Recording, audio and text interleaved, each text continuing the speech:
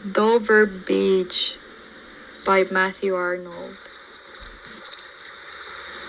The sea is calm tonight. The tide is full, the moon lies fair upon the straits. On the French coast the light gleams and is gone. The cliffs of England stand, glimmering and vast, out in the tranquil bay. Come to the window, sweet is the night air. Only from the long line of spray, where the sea meets the moon-blanched land. Listen, you hear the grating roar of pebbles which the waves throw back and fling, and they return up the high strand, begin and cease, and then again begin, with tremulous cadence slow, and bring the eternal note of sadness in. Sophocles long ago harried on the Aegean, and it brought into his mind the turbid ebb and flow of human misery. We find also in the sound a thought, hearing it by this distant northern sea. The sea of faith was once, too, at the full and round earth's shore, lake like the folds of a bright girdle furled. But now I only hear its melancholy, long withdrawing roar, retreating to the breath of the night wind, down the vast ages drear and naked shingles of the world. Oh, love, let us be true to one another, for the world, which seems to lie before us like a land of dreams, so various, so beautiful, so new, hath really neither joy, nor love, nor light, nor certitude, nor peace, nor health for pain. And we are here as on a darkling plain, swept with confused alarms of struggle and flight, where ignorant armies clash by night. Literacy time period. It was published in 1867 during the Victorian era, where new sources of knowledge such as Lyell's discoveries of fossils that challenged biblical Genesis began to be known. Charles Darwin, Alfred Russell, and other scientists have theorized the foundations of evolution. The mood was sadness, melancholy, loss. The point of view was lyrical poem and dramatic monologue. The conflict was faith versus scientific knowledge. The theme was religious criticism, religion replaced by modernity relationships. The thematic statements, traditional religion brought about by the new science in the mid-19th century. And the purpose is to show the inner struggle of the poet to see that the world is changing due to scientific discoveries, leaving faith behind.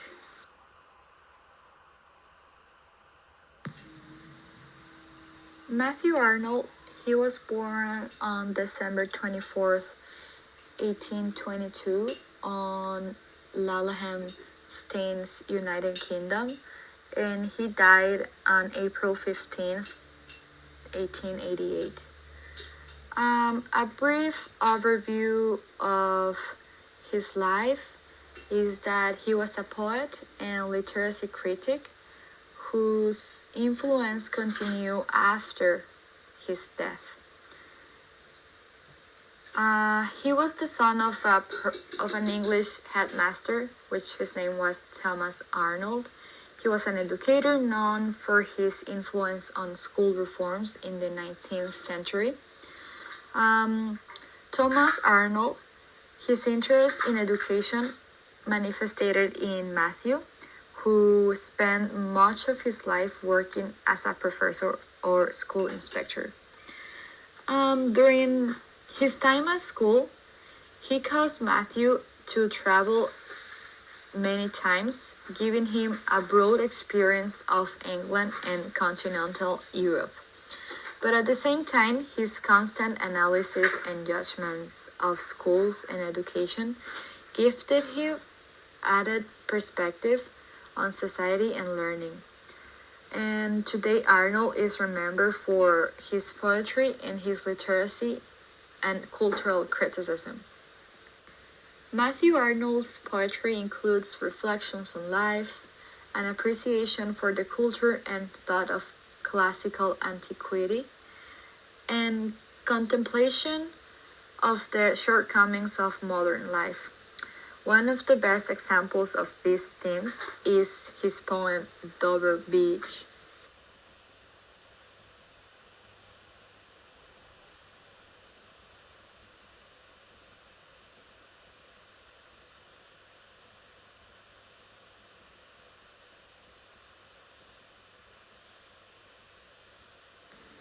The first stanza expresses certainty and confidence.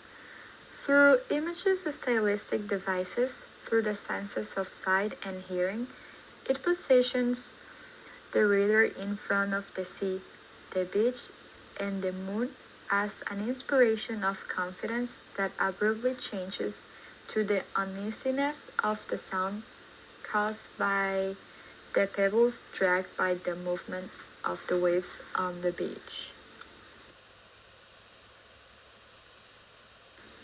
The second stanza of the poem uses the allusion to Sophocles to move the listener into ancient Greece and make an analogy to compare between what was and what is modern, hitting the way that they must have experienced something similar to the poet. The third stanza of the poem reveals the reason for the desolation of the world that the poet feels, which is the loss of faith.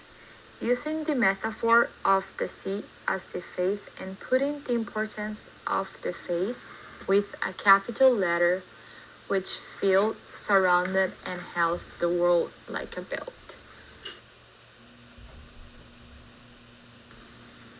The fourth stanza of the poem presents love as a solution to desolation. Through the pathetic fallacy, the poet calls on his love to be honest with each other to find shelter from what is not in the world. Which is joys, love, no light, no certainty, no peace, and no help for pain. The stylistic analysis symbols for this poem, we have first the sea, which represents either scientific or religious knowledge by which the poet feels overwhelmed. There is the moon, which represents the calm of the landscape in reference to faith. There is the French coast and cliffs of England. They represent two aspects of life to look at, such as religion and knowledge, and also change. The light symbolizes hope. Tranquil bay, moon, are symbols that bring comfort to the reader. The window represents new ideas, new views to new discoveries. The beach, it is the land that changed from the sea to the land. The moon blanched land, it symbolizes light and is also typical landscape of the Dover area. The people's grating roar, the waves draw back and flint, symbolizes the tormented thoughts of the poet. The noise in his head trying to accept the change of era. Sophocles is reference to Asian knowledge. Look back at the changes that he also had to go through in his time. The Sea of Faith is the faith in capital letters. It symbolizes the importance of it, of how faith filled the earth, held it like a belt, and surrounded the earth. The armies, they represent the struggles in the name of science. For the poet, only love can shelter the desolation of these struggles.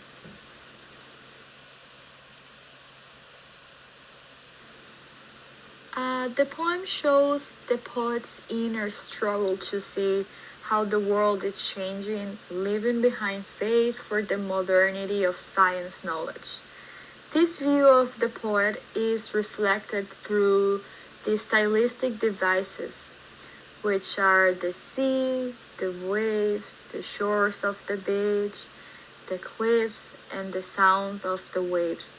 And through the two senses of sight and the ear, seeing the same and hearing the crashing noise of the waves that move the pebbles, lead the listener to visualize the poet's emotional turbulence in the face of change. In the poem Dover Beach, Matthew Arnold manages to express in a very clear way the dichotomy of two worlds, one with faith and another desolate without faith. It is a poem that expresses beauty in the expressive form of its words. Through the visualizations, he transports the listener to his vision of the landscape, convincingly promotes the turbulence of his emotions.